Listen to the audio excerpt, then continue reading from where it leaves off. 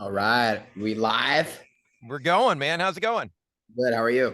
Doing fantastic, man. Won't keep you for too long, but want to talk about the new single and the album and look back a little bit and get your opinion on a couple things. Sounds good. So let's dig into the new single, man. Won't Take Me Alive. Love it. Fun song and a fun chorus. And I love what you do with the chorus, playing alive with the word alive. And kind of Yeah, did that come from you, Nick? How did that all come about? yeah. That was just something. I forget where we were, but we were like really struggling to. I kind of knew that the song was going to be called "Won't Take Me Alive," and was trying to figure out a way to execute the melody in like a catchy way. And we were somewhere in the back of the bus. Man, I can't remember where we were, but Justin and I had this melody that la ya ya thing, and he just started playing underneath me, and we were like, let's give that a try at sound check. And we were obviously off and running once we came up with that like chorus.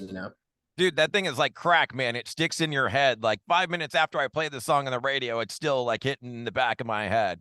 Yeah, it's got a very like I don't it's kind of a mix of between like Steven Tyler and Axel, maybe some of those influences poking through. Totally, totally. And speaking of the new tune, we got to talk. We got a new Sticksman, a new drummer in the band as well. Yeah, he's Jayden Bean. He's been great. He was actually really fun to bring to Australia with to record the new record with, and he he's been a friend for a really long time. He's been a friend for like 10 years, and he's played. I'm at home in LA for once in my life right now, and he used to play with us right down the road here at a couple little bars and clubs we used to frequently play at for like 4 hours at a time. So musically, he was no stranger, and obviously he's been a friend. So it was a pretty seamless transition. Great that he got to be on the whole new album too, and got to go out to Australia to record with Nick. Yeah, and he was really an asset out there. He's got a really great understanding of not only how to play drums in a song, but he's got a really deep knowledge of harmonies, melodies, and I would very often my ear is kind of trained to listen to the top line, whatever the front singer is singing on any song, and his ear, he grew up in a really musical family, and they did a lot of training with harmonies and stuff, and he sang in church. So he's actually been singing a lot on the live stuff and Oh, helping cool. background vocals. So he's adding a kind of a cool dynamic to the live stuff, and obviously to the record too. Well, looking forward to the record. I love the title. I can't find the breaks. Hey, thanks. No slowing down. I'm kind of curious, man. Is there any sort of mission statement going into the album, or is it just kind of like the next collection of songs up? It's not like an opera or a drama or something, and there's not like one theme overarching throughout the whole thing, like American Idiot, or I don't know what are those Concept record. concept albums. Yeah, there's not like one like thread of a story going through the whole thing, but there's honestly, I think there's a lot of really great songs on there. Can't Find the Breaks being one of them. I think that one's going to be coming out in a couple weeks, and that one was a riff that Justin had that he'd been playing on the bass for a little while, and we all really love, but couldn't really find we couldn't find any melodies into it. And we just, once we got to Australia and we heard it back through the speakers, we were like, okay, this is something cool. And then bam, like a melody came, lyrics came, it happened super fast. And Jayden, again, with a harmony on the chorus of that one, you'll hear it obviously when it comes out. He he really helped make that chorus come to life. And awesome that you got to record together compared to the last time around, right? With the first album, it was all like remote and everything, with the producer in Australia and you in LA and that whole mess. I hated doing it that way, to be honest. And I love traveling, and I love really like we were in Byron Bay, which is kind of I would say it's like the Malibu of Australia. It's Oh, kind of like wow. really cool, like sort of hippie paradise, full of surfers and like very bohemian like lifestyle people. Everybody's like drinking coffee and like eating acai bowls, and it's literally paradise. But you're there, and like you're in just a completely different mindset, and like your phone, with the time difference, your phone isn't going off Right. until like 6 at night. You're already done with everything you have to do. you're out of the studio and you're eating dinner by the time everybody in LA is awake. So it's nice to get away, and it's really nice to be in person, obviously, with your producer. So. And two questions about Australia specifically. How bad or good is Vegemite? And does everyone drink Foster's, or is it kind of like Budweiser here where everyone thinks everyone in California and America drinks Budweiser, but no one really does? Yeah, I've never had Vegemite, so I can't Ah, speak to that. But I never had a Foster's while I was there. There was a lot of there was actually a couple breweries in Byron Bay and Lennox Head, surrounding towns nearby. So the beer is actually fantastic. The food is like there's a lot of like great places to eat and stuff to do. But the big takeaway from this trip, obviously, other than probably our best record and body of work up to this point, was learning how to surf. ah, Ironically, some of the best surf in the world is right outside my window. But right. it took me going to Australia to make a record to finally get on a board for real.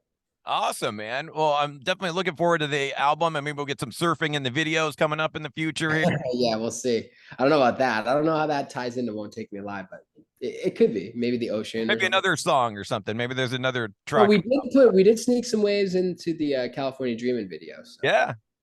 And everything in next year at this point for the album this year? What's the plan? It'll be fall of this year. Yeah. So Oh, it's cool. coming It's soon. coming. Yeah. And then touring wise, headline tour coming. Yeah, so we're gonna be hitting the road also in the fall. We have a bunch of one-offs with Guns N' Roses. We're supporting them all over the country, and then there's a bunch of other. I'm actually heading to Montana tonight to play a festival called Rock in the Rivers Fest, just outside of Bozeman. We have a show up in Sacramento with Fuel and Bush coming up. And so, yeah, there's a lot of stuff, little one-offs here and there until we actually hit the road on our first headline tour of America in almost 2 years. So, Yeah, we're due, man. You know, you had brought it up, and I was certainly going to touch upon it. Opening up for the legendary Guns N' Roses. I know you've already done some of that. Did that in England, right back in June. Talk to me about that experience. yeah, I mean, it's always great. Like we did a bunch of them with them last summer in Europe as well. We've done a couple in Vegas. And obviously, yeah, we just got to play Hyde Park in London with Guns. Like that was I mean, I never ever thought I could have said that in my life. But that show was really fun. We have a pretty good following already in London and kind of really all of the UK. So it was a pretty rambunctious crowd. And we actually went the next day. We had like an amazing night. we went out and partied like that whole night to celebrate because it was obviously a magical just experience. And then I kind of thought we had a day off the next day, and we didn't. So I'm out till like 5 a.m. with Nato, the guitar player, and we get on the bus, and like my tour manager's like, like you're playing at a festival tomorrow in like 8 hours when in France, and I was like, oh, I didn't know that. But so we didn't really know what to expect at this festival. We never heard anything of it, and we walk out on stage, and like from the first note, like a sea of people, like 8,000 kids, like just ran over to the stage. They Wow. from the other stage, and we were like, what is going on? Like, oh my God, I wish I wasn't hungover, but we set it up, and it was really, really fun. So we had 2 really magical days in a row. It was awesome. Love it, man. And just to put a button on the Guns N' Roses thing, do you have a favorite Guns N' Roses song we could play for you? My favorite Guns tune, my favorite Guns riff is definitely Mr. Brownstone. Yeah, let's go with Mr. Brownstone. Love it, man. And, speaking of tours, the other thing that you guys have done recently, which I thought was so cool, we talk about playing with a big band like Guns N' Roses, but I really love the Young Guns tour that you guys did with Mammoth WVH. I thought Yeah. that was really cool because you usually do see like the established band, the up and coming, but I Which thought show did you go to? I didn't get to go, but I saw some of the footage online. I know you played the Will turn, but I didn't make it out to that one. That But was a night. yeah, I was watching the footage and just the concept of it alone being two up and coming bands kind of on the same projection, on the same path, playing Yeah. together rather than it being one band, from 10 years ago and a new band. I thought it was a really cool concept, and I imagine the tour went great. Yeah, the tour was awesome.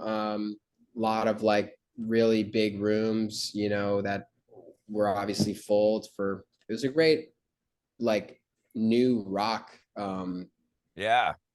double bill for people to experience. And really experience. Like we're definitely two different like flavors of like the contemporary rock music, but you know, I can't say enough good things about Wolf and like his musicianship and the way he like handles himself. He's super nice, obviously, and you know, I really like the music he's been putting out lately too. So he's obviously off and running and doing great as well, and we're doing our thing too. And you know, but yeah, that was a great tour, and I think the fans. It was interesting to see like you could kind of tell which fans already knew of both bands, which fans were there because they already loved Wolf, and then which fans were ours. It was interesting dynamic to see it all sort of mesh.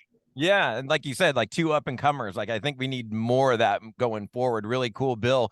And you know, Wolfgang just put out his second album, which is phenomenal. And everyone makes so much about his playing, rightfully so, and especially doing all the tapping and everything. But I really love the guy's voice, man. Yeah, his singing is great. He's super talented, like on the mic, especially live. Like it's one of those things you're like, wow, see, is this like it almost it's he's not lip syncing, I know for a fact, but like he's that good where you're like, damn, this is record perfect, you know. So I'm not that good, that's for sure.